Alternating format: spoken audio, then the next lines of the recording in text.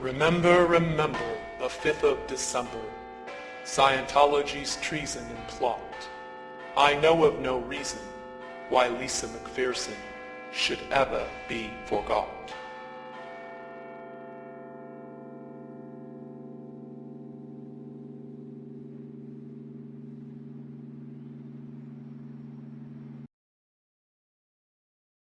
You say the misuse, but I don't know if you're aware that there was a plan in 1955 in this country, Ted, to repeat what was done in Russia. There was going to be a Siberia, USA set up on 1 million acres in Alaska to send mental patients. They were going to lessen the commitment laws. You could basically get into an argument with somebody and be sent up there.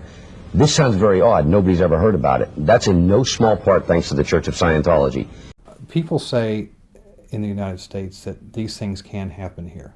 Mental screening that only took place in the old Soviet Union or communist Vietnam or those places. It's not true. I want to talk in some detail about the Citizens Commission for Human Rights, or the CCHR. The CCHR was created in 1969, founded by the Church of Scientology. If you were president, would you work to phase out the IRS? Immediately.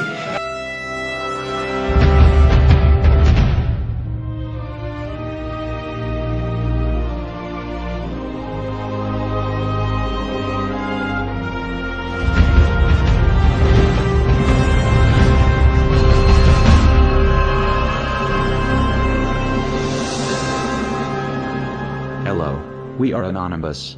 The following is important information concerning the history of Scientology and the Ron Paul campaign.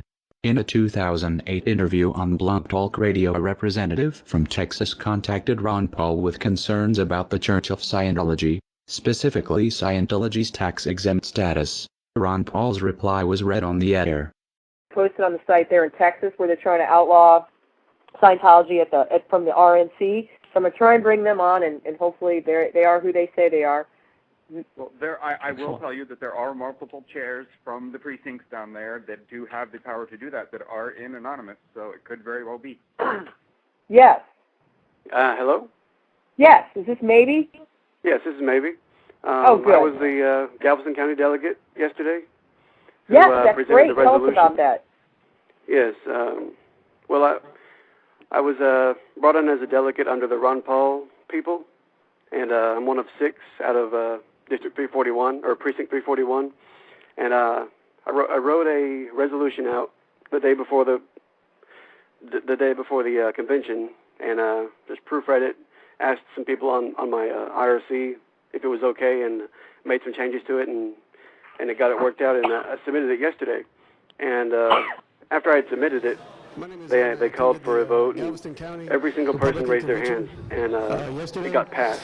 And it's going to appear, you can go to the website, it's called GalvestonCountyGOP.com, and I'm not sure when they're going to post the resolution on the website, but that's where they said they would be posted. And it's going to be resolution issue number 9, resolutions concerning religious issues, number 162.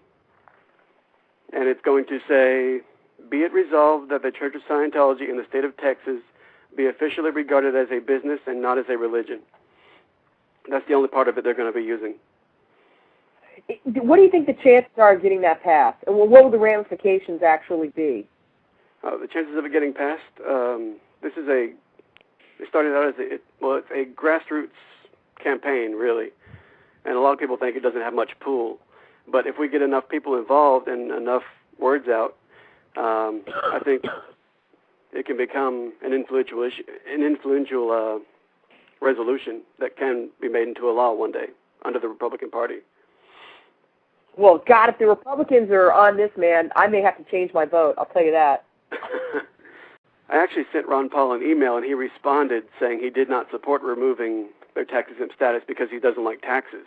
And that's one reason Scientology loves Ron Paul so much, which is stupid. But that's bad. Well, who does like taxes? No one likes taxes, but that doesn't mean, a potential president can't see that a group is totally abusing our, establishment clause, and that's what really pisses me off. I mean, they should be allowed to have. shouldn't have a special privilege for one religion over another. Would you like me to read the email he sent to me? Sure, go ahead. Okay, this is from Dr. Ron Paul. Thank you for contacting my office. I am always happy when the people of 14th District of Texas take time to let me know where they stand on important issues facing the country. I understand your concerns about Scientology.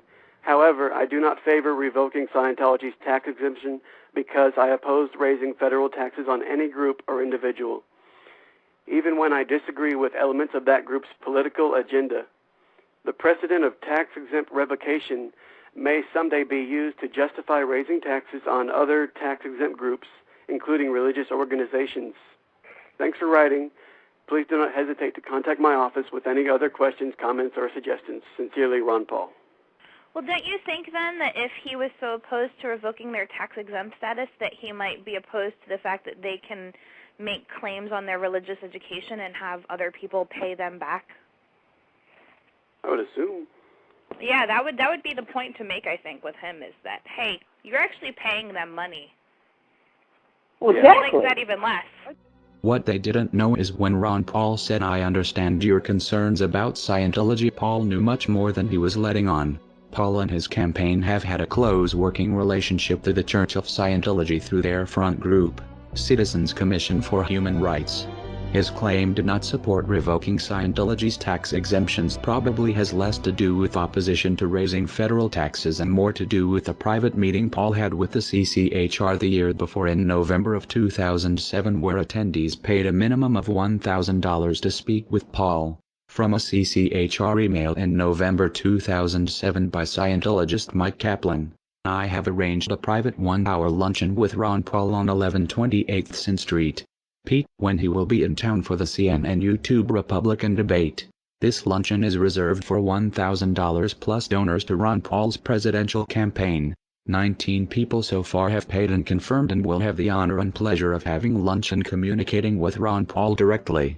There is room for one more. He deserves our support. He's the only sane choice as far as I'm concerned.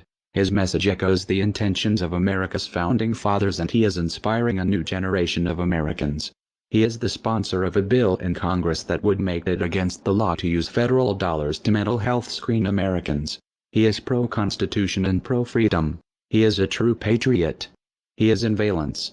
He is an ally of CCHR and our group. Our group can only mean Scientology."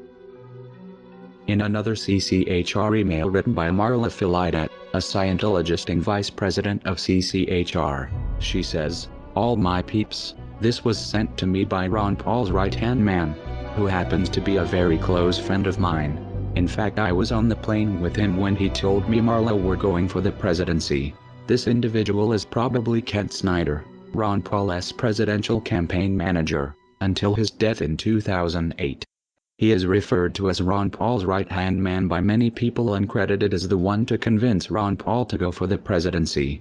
Snyder has been associated with Marla's organization, the CCHR, since at least 2005, when he was at the opening of the CCHR's An Industry of Death Museum, managed by Marla.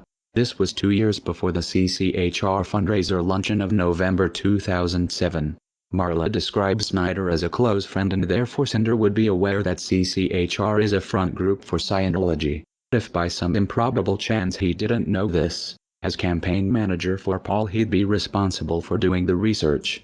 A simple Google search of CCHR shows the Wikipedia entry, which leaves no doubt the organization CCHR is part of Scientology. It is expected Ron Paul supporters will object, saying this doesn't make Kent Snyder a member of or sympathetic to Scientology. What they don't know is that Scientology has a disconnection policy for those who do not support Scientology.